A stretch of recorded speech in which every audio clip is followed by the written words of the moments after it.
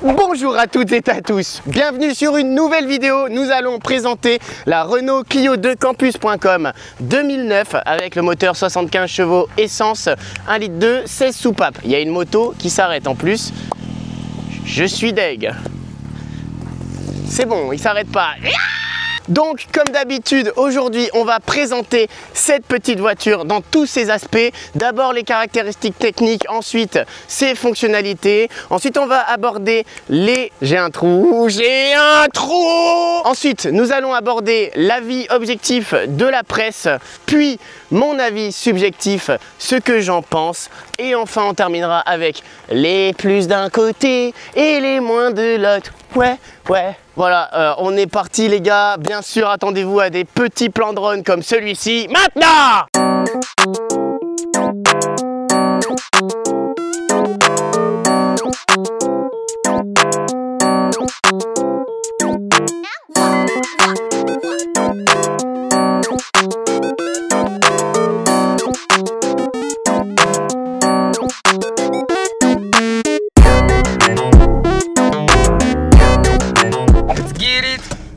Allez, let's get it! On va laisser passer le Kangoo blanc. Plus vite! Il est lent ce lait. Il est lent ce Kangoo blanc.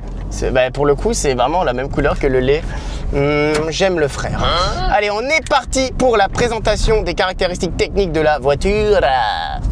Donc cette Renault Clio 2 Campus a été produite jusqu'en 2012, mais c'est en réalité l'ultime évolution de la Clio 2 lancée en 1998. Donc ça commence à dater. Hein. Ouais, j'ai bégayé. Donc ici on est sur la version 2009, équipée du moteur 1,2 litre 16 soupapes essence, développant la bagatelle de 75 chevaux, ainsi qu'un couple maximal de 105 Nm. Alors le couple maxi, si je dis pas de bêtises, il est à 2005 et la puissance maxi elle est à 4000 tours minute. Voilà pour les connaisseurs. Voilà.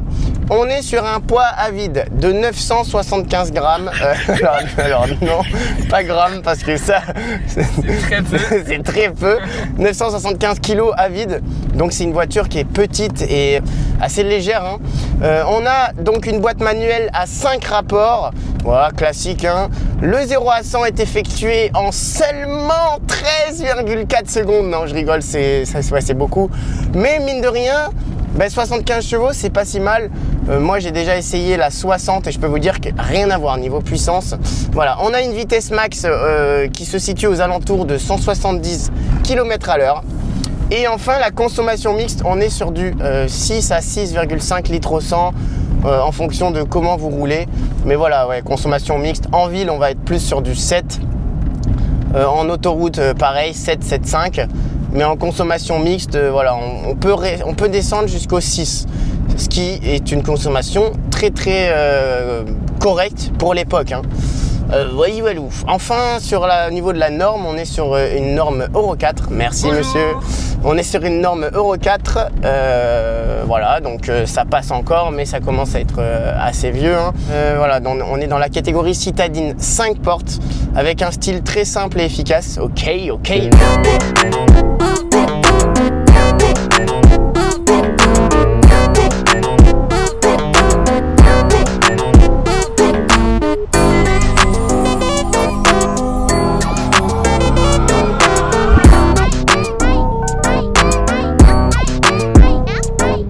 On va y revenir, hein, mais cette voiture, elle est réputée pour être pratique, petite, simple d'utilisation, pas très chère à l'entretien, pas très chère, elle a un coût voilà, pas trop élevé. Elle est pas trop mal, elle a quand même un style qui n'a pas trop mal vieilli, je trouve, par rapport à l'âge. Et voilà, elle est fiable, hein. On va en reparler aussi, mais tant qu'elle est bien entretenue, ce moteur est extrêmement bien réputé au niveau fiabilité. Donc voilà, on va voir en fait dans cette vidéo pourquoi cette voiture est extrêmement conseillée pour les jeunes permis, ceux qui débutent, ceux qui veulent s'acheter une voiture pas trop chère. Ça fait elle fait partie des meilleurs choix pour commencer avec, pour avoir sa première voiture, pour conduire sa première voiture. Elle est vraiment bien. Moi ça fait, alors avant j'avais une 60 chevaux que j'ai eu pendant un an et demi, et celle-là maintenant ça fait bientôt 2 ans que je l'ai. Ça fait 2 ans en fait.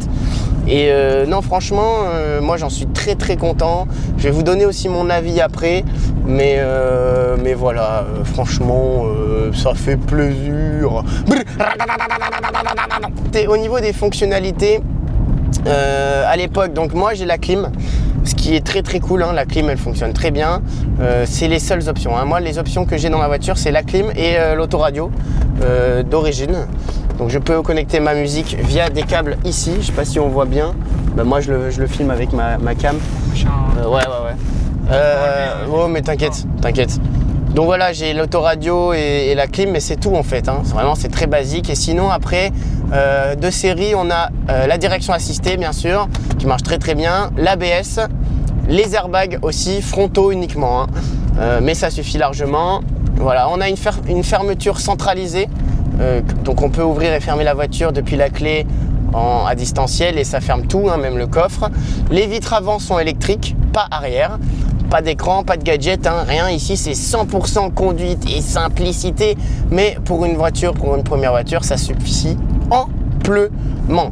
Eh bien, nous allons passer à l'avis objectif de la presse. On se retrouve tout de suite. C'est parti, transition. Bien le bonjour, j'aimerais bien vous dépasser, monsieur.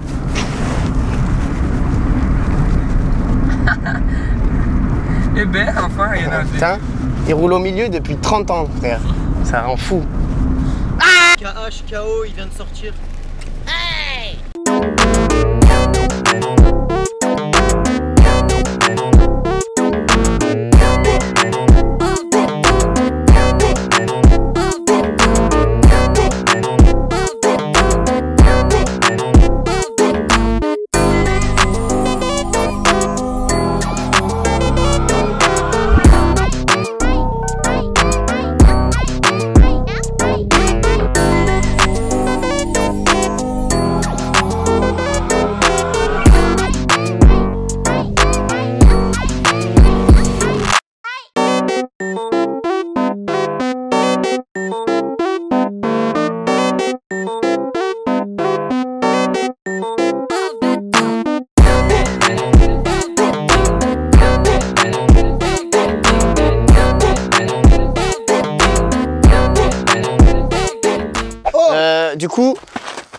Du coup, tiens, Il y a un temps qui tu peux venir là. Allez, on est parti pour l'avis de la presse, l'avis global. Alors, à sa sortie, la presse soulignait plusieurs points très forts. Alors, tout d'abord, la tenue de route sécurisante.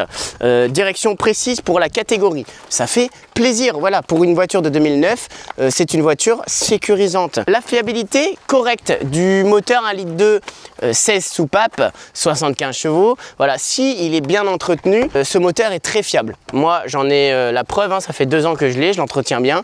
J'ai jamais eu aucun problème avec le moteur. Voilà, tout simplement, ouais, à condition d'un entretien régulier. Pas vrai, Pochakachar? Il m'a mis un vent de frère. Le coût d'entretien qui reste assez faible par rapport aussi à la catégorie de voiture.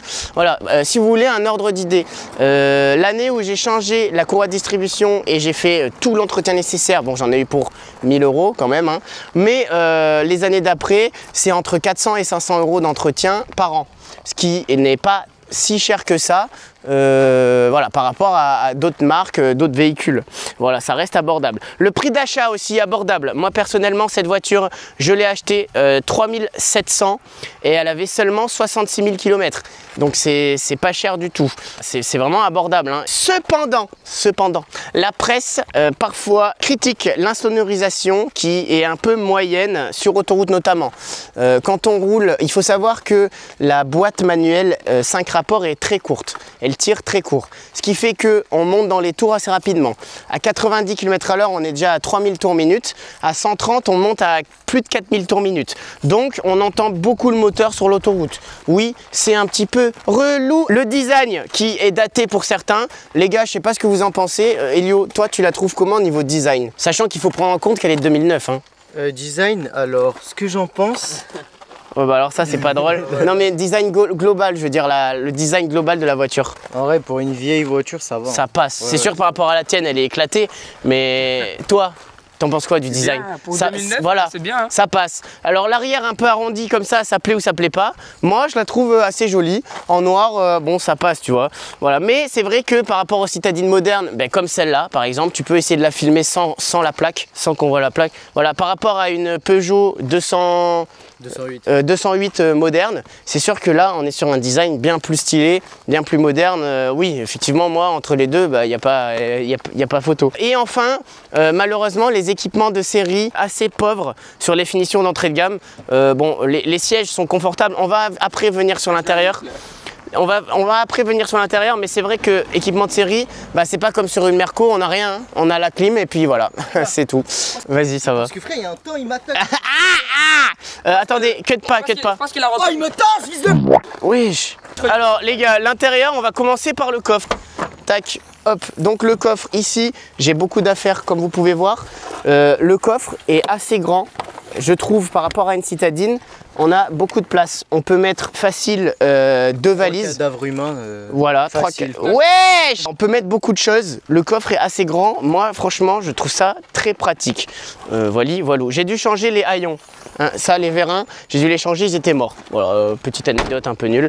L'intérieur, on va commencer par l'arrière. Alors, bon, là, il y a mon drone. Viens, mon chéri. L'intérieur, les gars, vous êtes les premiers. Vous pouvez donner votre avis. Est-ce que vous trouvez l'arrière confortable? Plus ou moins? En vrai, ouais. En vrai, ça passe, ouais, ça passe. Ouais. Là, on peut monter... Fils de... Pourquoi il est dur comme ça? Fils. On va faire lui. On peut monter, voilà, les bordélons. Pas les bordélons. On peut monter les... On peut en monter 1 sur 3 apparemment. Non mais gros, pourquoi? Ah voilà. On peut monter les appuis-têtes, voilà. Et les sièges arrière sont assez confortables. Même ma mère me dit que voilà, ça reste assez confortable. Alors par contre, effectivement, petite chose à dire. Ça reste une citadine et une petite voiture. Donc quelqu'un de grand, vous regardez, moi je suis dans la voiture. Là, le siège, il est plutôt reculé pour les personnes, on va dire, qui sont de taille moyenne, voire grande. Mais effectivement, un mec qui veut aller devant, qui fait 1m90, il va plus reculer le siège. Et à ce moment-là, c'est vrai que derrière, on n'a plus beaucoup de place pour les jambes. En gros, c'est pas une voiture pour très grands. S'il n'y a que des très grands, on va se sentir un peu oppressé. Quand on n'est pas très grand, jusqu'à 1m80, ça passe. Voilà, moi je suis petit, j'avance beaucoup le siège. Là, comme vous pouvez voir, il y a quand même beaucoup de place en fait. Maintenant, passons à l'avant. Ah oui, et bien sûr, comme je disais, vitre arrière manuelle. Hein. Qu'est-ce qu'il fait ? Alors, côté passager, donc pareil, le siège est confortable, bien plus que derrière, hein, ce qui est normal. Mais voilà, moi, les sièges de série, franchement, j'aime beaucoup. On a ici un petit espace, là, c'est pour mettre la musique. Moi, j'ai mes mouchoirs. C'est l'espace jeune. Ça sera pas dans la vidéo. De quoi l'espace jeune? Qu'est-ce que tu racontes? J'ai pas compris, là. J'ai pas compris. Moi, je me fais des blagues à moi-même. Ah ouais, j'ai pas compris le rapport. Tu m'as dit il y a un peu d'espace. Ah, l'espace jeune. Voilà, le Komodo. Tu mettras pas, hein. Ouais, non. Donc là, on peut voir l'autoradio. Ici, on a le chauffage, la clim. Voilà, hein, l'autoradio d'origine, ça c'est cool. Et puis après, le volant qui est sympathique. Voilà. Tac, le compteur. Donc à droite, le compteur de vitesse, hein, vitesse max 170. À gauche, tour minute. Quand on allume, on a ici tous les voyants qui s'allument. Donc là, à droite, c'est la température du moteur. Et à gauche, c'est l'essence. D'ailleurs, j'ai plus beaucoup d'essence. Si on tombe en panne, ça sera excellent. Moi aussi, j'ai plus d'essence. Et comme vous pouvez voir, On a vraiment plus, genre 3 litres. j'ai 102 000 km. Donc j'ai plus de 30 000 km. Ouais, il nous reste 3 litres. Combien de kilomètres il te reste? Voilà, tous les consommations et tout. Donc là, je suis à 7 litres au 100 parce que j'ai utilisé beaucoup la clim et j'ai fait beaucoup de routes bizarres. Et il te reste combien? Ah, il me reste pas beaucoup, mais t'inquiète, je vais pas... Tiens, merci. Ouais, excellent. Donc voilà, on a fait... Qui avait mis la première? C'est toi? C'est peut-être moi, alors. Donc voilà, on a fait l'intérieur. On va pouvoir passer à mon avis subjectif. Est-ce qu'on cut? On fait autre chose? Cut. Ouais, on cut. Allez, cut! Cut!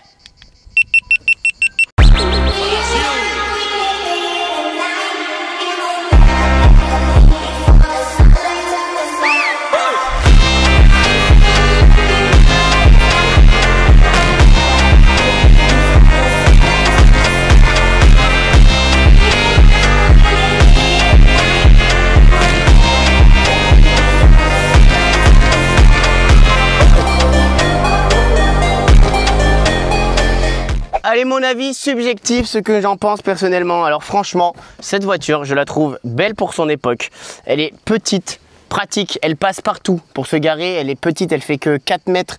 Je crois qu'elle fait 3,91 m de long, si je dis pas de bêtises, ce qui est très peu pour une voiture.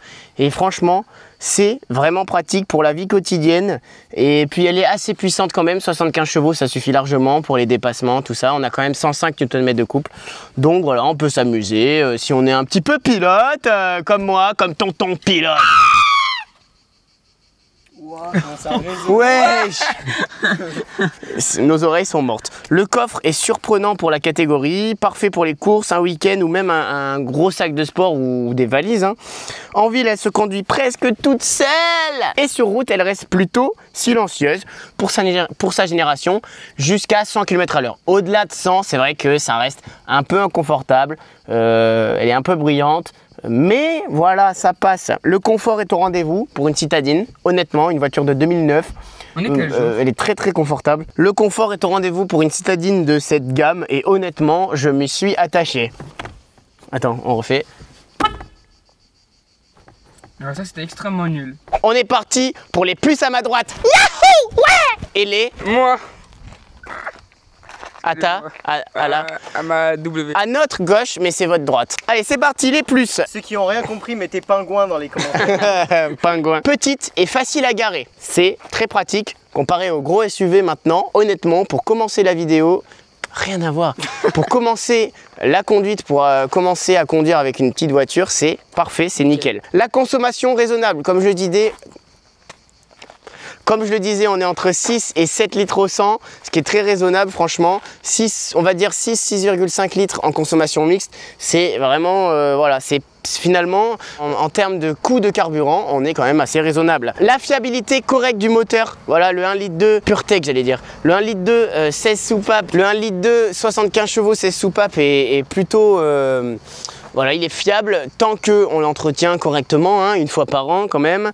Voilou. Et enfin, ah oui non, il en reste 2 encore. Le coffre spacieux pour la catégorie, comme je l'ai dit, franchement on peut rentrer pas mal de choses, ça fait plaisir. Le coffre est assez grand quand même. En plein milieu de Monfrot, il y aura la capacité en litres de... 1000. Voilà, là exactement, il y aura la capacité en litres du coffre. Et enfin, le confort surprenant pour une citadine. Voilà, moi j'ai beaucoup de passagers qui me disent purée, ta Clio en fait elle est confortable. Parfois on fait plusieurs centaines de kilomètres. Par exemple ma daronne qui la trouve plus confortable que sa propre Dacia Sandero de 2024 quand même, faut en parler. Voilà, faut le dire en fait. Ouais. Maintenant passons au moins juste là.